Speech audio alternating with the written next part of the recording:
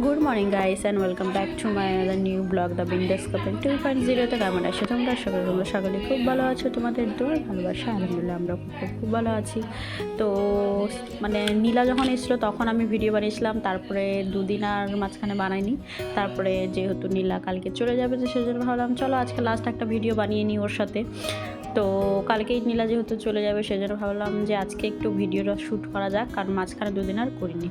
তো যাই হোক, আমাদের চাটা খাওয়া হয়ে গেছে। আর এখানটা তোমাদেরকে দেখো তেলটা দেখাচ্ছে, তেলটা দেখেছো জমে গেছে। সারা রাত্রে এইভাবে রাখলে মানে জমে যায়, তারপরে দিনের বেলা এইভাবে আমি রোদ্রের মধ্যে দিয়ে দিই। ইভেন কি আমি জলও দিই, তোমরা কি দাও? আমি তো দিই এভাবে। শীতের সময় আমি এরকম বোতলে করে জল ভর্তি করে রোদের মধ্যে দিয়ে দিই, বেশ ভালো জলটা গরম হয়ে যায়।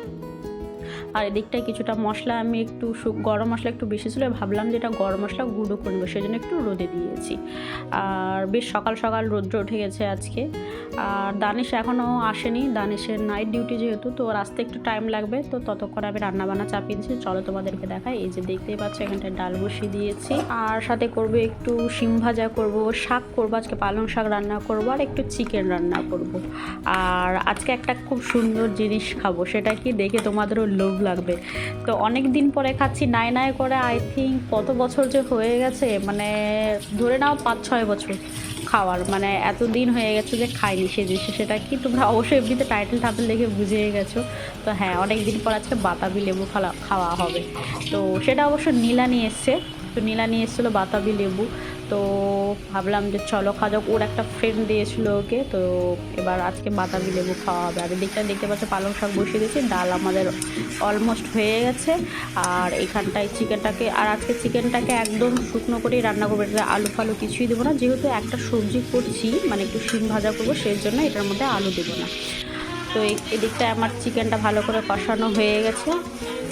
তারপরে এখন একটু আদা রসুনের পেস্ট দিব। আমি আদা রসুনের পেস্টটা না পরে দিই, এইভাবে আগে চিকেনটাকে ভালো করে পেঁয়াজের সাথে ফ্রাই করে নিই, যাতে চিকেনের কাঁচা কাঁচা স্মেলটা একটা চলে যায়। তারপরে আমি আদা রসুনের পেস্ট দিই, আমি এভাবেই রান্না করি।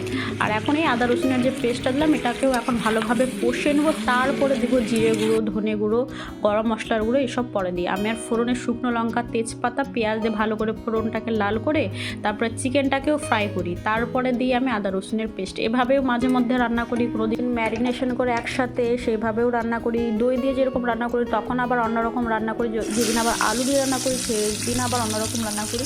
তো এক এক দিন এক এক রকম ইচ্ছা মতো রান্না করি, ওই আর কি। তো যাই হোক, এদিকটায় কথা বলতে বলতে এখানটায় চাপিয়ে দিলাম আমি বেগুন ভাজা। আর তারপরে এখন মাখবো সেই ফেভারিট অনেক দিন পরে বাতাবি লেবু, মানে বাতাবি লেবু খাওয়া হবে। আর এটা আমি না সাকিনাদির কাছে দেখেছিলাম, বাবা ওদের গাছে কত বাতাবি লেবু, আর সেদিন খাচ্ছিল, আমার তো লোভ লাগছিল সেদিন মানে সাকিনাদিকে দেখে। তো যাই হোক, আজকে আমিও খাবো অনেক দিন পরে। আর খুব মিষ্টি ছিল জানো। তো এই দেখতেই পাচ্ছ এখানটায় আমি একটু হালকা সামান্য লবণ দিয়েছি, একটু চিনি দিয়েছি, তাহলে ভালো লাগে খেতে। আর দিয়েছি একটু শুকনো লঙ্কা। এভাবেই মানে আমরা যখন আগে খেতাম না, আমাদেরও গাছ ছিল, মানে এখন তো নেই, মানে আগে আমাদেরও গাছ ছিল বাতাবি লেবু, তো তখন এভাবেই আমরা এই ঘুগনি করে বানিয়ে এইভাবে খেতাম, বেশ টেস্টি হতো। তো যাই হোক, দিকটায় খাওয়া হয়ে গেছে, বাতাবি লেবু অনেকদিন পরে গেলাম, বেশ টেস্টি ছিল। আর এখানটায় রান্না করেছি দেখতেই পাচ্ছ পালং শাক, শিম ভাজা, আর বেগুনটা একটু পুড়ে গেছে বাতাবি লেবুর চক্করে। আর এদিকটায় চিকেনটাও কষা কষা করে রান্না করেছি দেখতেই পাচ্ছ। তো চলো আজকের মতো রান্নাবান্না এখানটায় শেষ করছে, আবার তোমাদের সাথে বিকেলে দেখা হচ্ছে।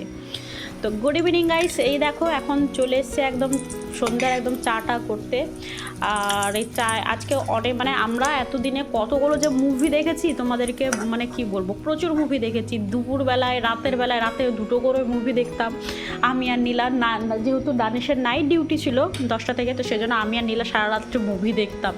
আর দুপুরবেলাও দেখেছি অনেকগুলো মুভি, তো অনেকগুলো মুভি দেখেছি। আজকেও একটা মুভি দেখার ইচ্ছে আছে, কি দেখবো কি না দেখবো সেটা তোমাদের সাথে পরে শেয়ার করবো। আর এখানটায় দেখতে পাচ্ছ বেগুনি ভেজেছি, আর করবো একটু চা, আর সাথে যে বিস্কিট। এখন আমি আর নীলাই খাবো, দানিশ একটু বাইরে গেছে, বাইরে থেকে আসুক তখন ওকে আবার চা করে দেবো। আর এমনিতে শীতকালে আমরা সন্ধ্যাবেলায় 2বার চা খাওয়া হয়ে যায়, এমনি নর্মাল ডেতেও খাই, শীতকালে তো আরও বেশি খাওয়া হয়। তো যাই হোক, ও যখন আসবে তখন ওকে চা করে দেবো। এখন এটা আমার আর নীলার জন্যই চা রেডি করে নিলাম। আর রাতের জন্য দেখি রুটি করতে পারি বা ভাত, যেটাই ওরা বলবে সেটাই করা হবে। তো চলো এখন চাটা খেয়ে নিই, আবার পরে তোমাদের সাথে কথা বলছি। মিস হয়ে যাবে আমার হাতে, এখন আমি জোর পাই না তো। আমরা একদম রাতে খাওয়া দাওয়ার পরে এসছি, রাত কটা বাজে এখন জানো তোমাদেরকে দেখাচ্ছি কফি বানাতে। নীলা কফি খুব পছন্দ করে। তো যাই হোক, এটা আমি মিক্স করলাম, এখন বাকিটা ওই মিক্স করবে। তো দেখো টাইমিংটা দেখো কটা বাজে।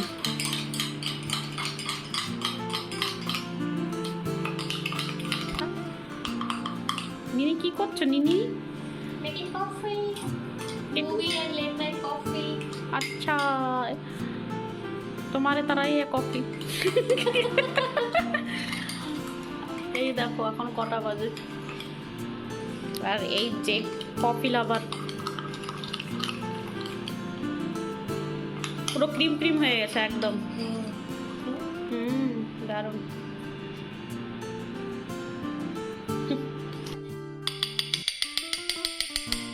তো আমাদের এখন গরমা গরম কফি একদম রেডি হয়ে গেছে, আর নীলা দারুণ কফি বানাই, মানে দারুণ তো দারুণ। ভাববো ওকে বলছি যে চল তোকে একটা ক্যাফে খুলে দেওয়া যাক, তুই ওখানটায় করবি।